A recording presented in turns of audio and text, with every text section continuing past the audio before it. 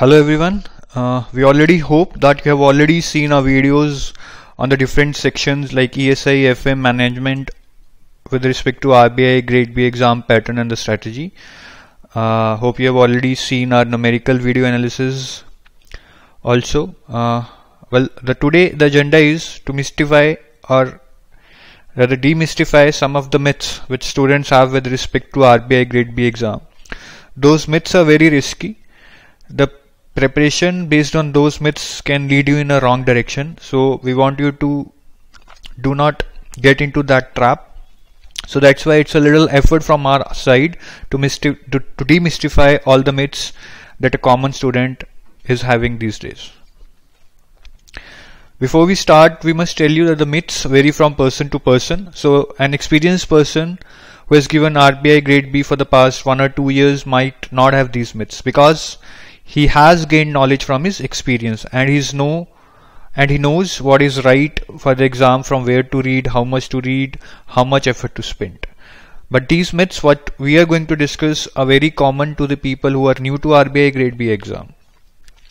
And we hope that they really find it beneficial and their preparation goes in the right direction. To start with, we want to tell you the story of Mr. Hardwork.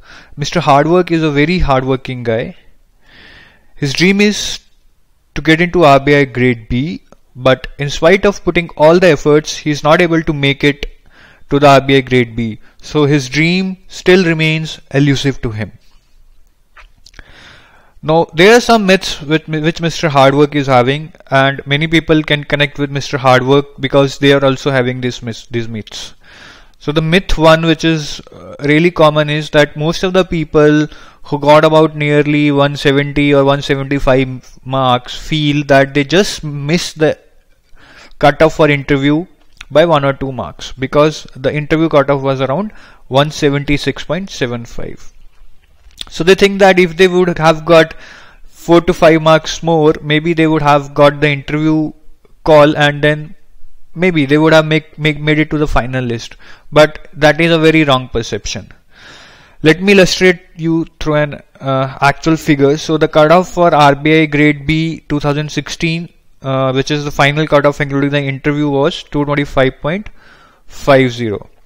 So even if a person who would have got around 176 or 180 in the phase 2 exam and would have got an interview call letter, he would have never made it to the RBI Grade B finalist because the chance of getting around 45 to 50 marks in an interview is very less, unless and until you have a very strong basics or you are a very charming personality.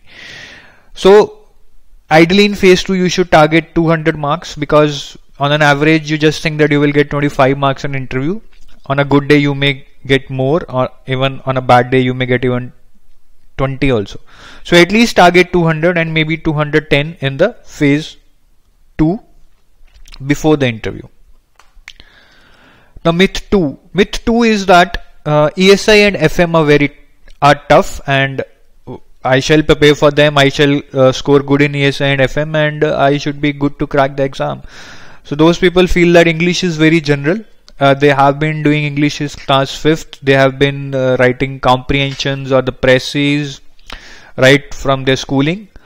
So they think that they can handle the English without very much preparation and they can score good even without preparation. But then this is a wrong perception. English contributes eventually equal marks to that of ESI FM, that is 100, and English is very scoring. Let me illustrate you again this with an example. So this is again a score sheet of a candidate who got selected this year, and finance and management this candidate got 43.25. So if this candidate would have got 60 in English, then his total marks would have been 69 in ESI, 60 in English and 43.25 in FM, which would eventually would have totaled around less than 176.75. So this guy would not have even got the interview call letter. So just forget about making it to the RBI Grade B. But this guy scored 76 in English, got an interview call letter, and then scored 42 in interview and then made it to the final list. So the point is that English saved him And that is what we are saying, that English is important.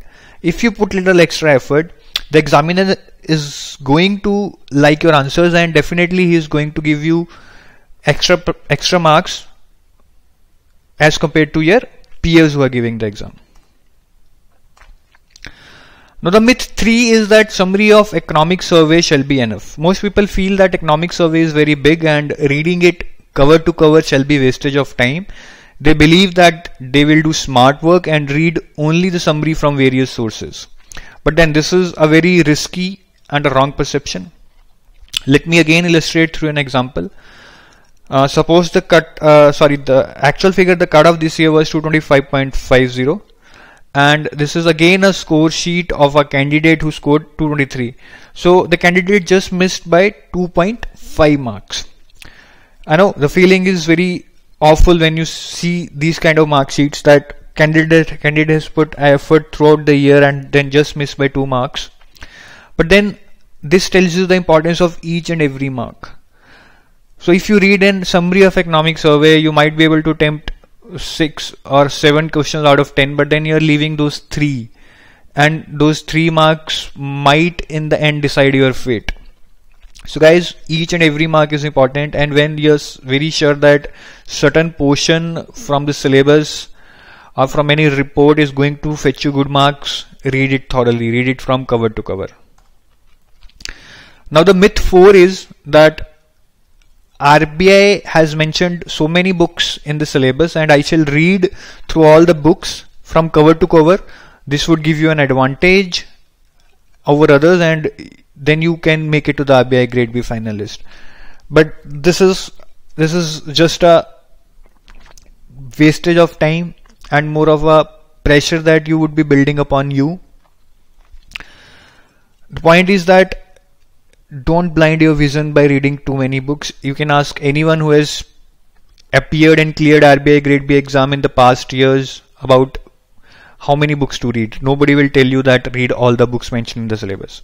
There needs to be read only some of the books, and that too also selectively. Do not read all the topics from those books.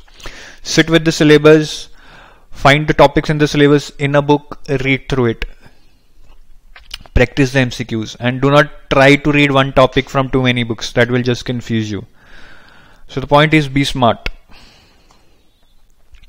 Now the myth 5 is that people do feel that phase 1 is kind of prelims for RBI Grade B and they should clear this hurdle first and only then they should concentrate on phase 2. But this is almost a risky plan to clear RBI Grade B. Phase 1 is just qualifying, though still it's important because you need to clear it eventually to make it to RBI Grade B. But then again, please, I'm giving a strong emphasis on qualifying. So just give due credit to phase 1. Do not over prepare for phase 1. Phase 2 is the one which contributes to the final list. The marks in phase 2 are added while preparing the merit sheet. And one thing is that phase 1 and phase 2 do occur very close to each other. There only is 15 days of difference between phase 1 and phase 2. So if you think that you can prepare for phase 2 after awaiting or after getting the result of phase 1, you are at the wrong side. You cannot prepare for phase 2 in just 15 days. You at least need 2 to 3 months of dedicated preparation for phase 2. The competition is really tough. Now the myth 6 is which also is very common among the UPSC aspirant, is that grade B is a cakewalk for them. They feel that since they are preparing for UPSC, they already have good grasp over the concepts of economic and social issues, and hence they should be able to crack the exam. But then this is the wrong perception. One thing is that RBI exam is a very technical in nature, especially the FM part. So you need to put a lot of effort in the FM part to clear the RBI Grade B exam. And even in the ESI section, if you have a myth that you are already prepared for ESI and you need not put any extra effort, you are at the wrong side. The point is that UPSC and RBI Grade B are a little bit different in nature. UPSC is more of a concept based and RBI is more of a fact based. Yes, in UPSC also some questions are fact based, and in RBI Grade B also some questions are concept based. And it does not mean that you need not have concepts to appear for the RBI Grade B exam. You need to have concepts, but the point we are making is that do give attention to facts. Remember all the figures. Like for an example, in UPSC exam, the question that would be asked from a candidate would be, what is the impact of decrease in repo rate on liquidity? This is a concept based question.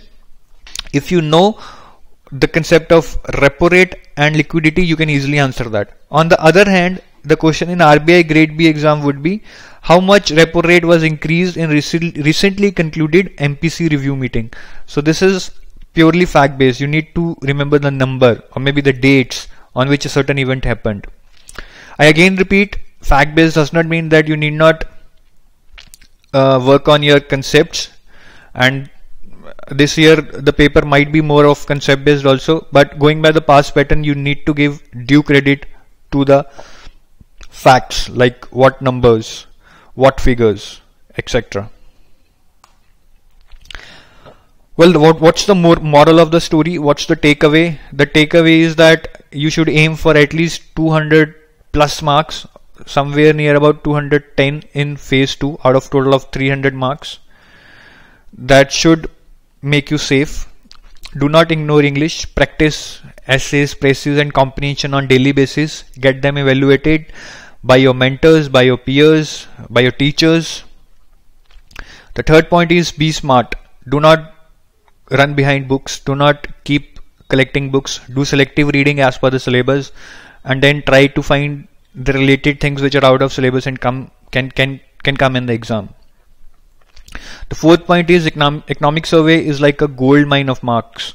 It's not only important for phase 1 and phase 2, but it might help you in the interview also. If you can present some facts and figures to the interview panel, that might impress them. The fifth point is that along with concepts, yes, which are important, give attention to facts. Remember all the facts and figures. Note them down. Make cue cards. Whatever you want to do, but remember them. And the last point is that do not ignore your preparation for phase 2 by spending more than required time for phase 1. Plan for phase 1 and phase 2 simultaneously. Once you clear phase 1, eventually it's your performance in phase 2 that would matter. Now, how can EduTap help you in your endeavor to clear RBI Grade B? We are running courses on ESI and FM, which have up to date, I repeat, up to date, they are not static. We have up to date concept notes on ESI and FM. In FM, this special emphasis is given on the numerical part. We have more than 500 plus numerical in our course.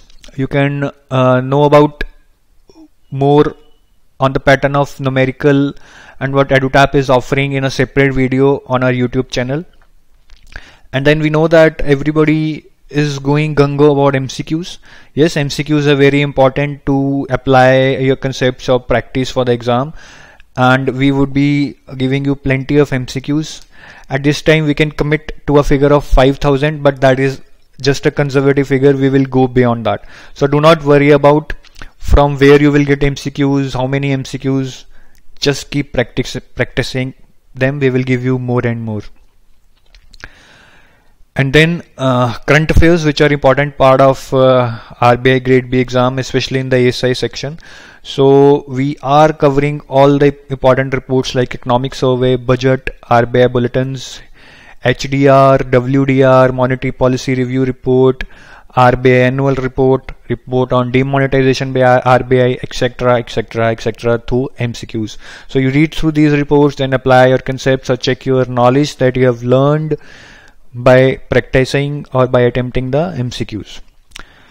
Now again, on the current affairs, we would be giving you 80 to 100 MCQs every 10 days on the different topics in phase 2 from which questions can be framed. Last year there were a lot of questions from current affairs, so you need not worry about current affairs. But in spite of this, we suggest you to read one newspaper on a daily basis and make notes from the newspaper of what is happening around you. And then to make you aware of the real-time environment in which the exam is happening, we will be giving you full-length mock tests just before the exam so that you get accustomed to the real-time environment. You should have stamina to sit for 1.5 hours multiple times, and that you can build with our full-length mock test. And you can check where you stand, how much more preparation you need. If you have any query, please feel free to visit our website www.edutap.co.in. In case you are interested about updates on RBI Grade B in general or updates about the RBI Grade B course, you can visit our blog www.rbigradeb.wordpress.com. And still, if you have some unresolved query or you want to talk to us, feel free to call us and discuss your doubts with us anytime on this number 8146207241. I'll also take this opportunity to introduce some of the new features. We have introduced a mobile app, and all the features of our course are available on the mobile. So gone are the days when you were not able to read while traveling or while in office or while relaxing. Now with mobile in your hand, you can read anytime, anywhere. It's just your dedication matters. You will get ample opportunities or ample time to learn on the mobile. Well, last, we'll thank you to devoting some time out of your hectic schedule to view or understand about the myths that most of the candidates or maybe you would have till now before seeing this video, but we hope that they would have been resolved by now, and we wish you well for the RBI Grade B exam. And I repeat, in case you have any doubt, call us on the mentioned number in the video earlier. Thank you. Bye.